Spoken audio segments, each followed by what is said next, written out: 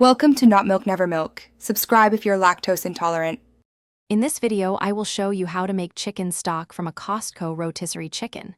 First, carefully remove all the meat from your cooked chicken, setting it aside for other meals. Then, break the carcass into a few pieces to fit easily into your pot. Gather your aromatic vegetables, such as carrots, celery, and onions, and roughly chop them.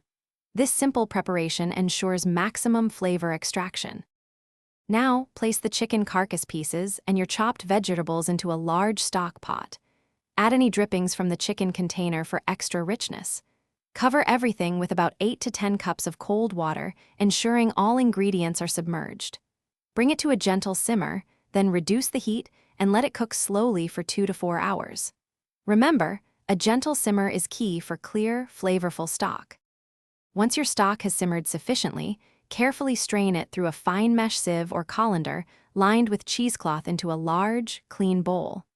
Discard all the solids, including the bones and spent vegetables. Allow the stock to cool completely at room temperature before transferring it to airtight containers. This prevents bacterial growth and ensures safe storage for later use. After cooling, you can store your homemade chicken stock in the refrigerator for up to 4 days.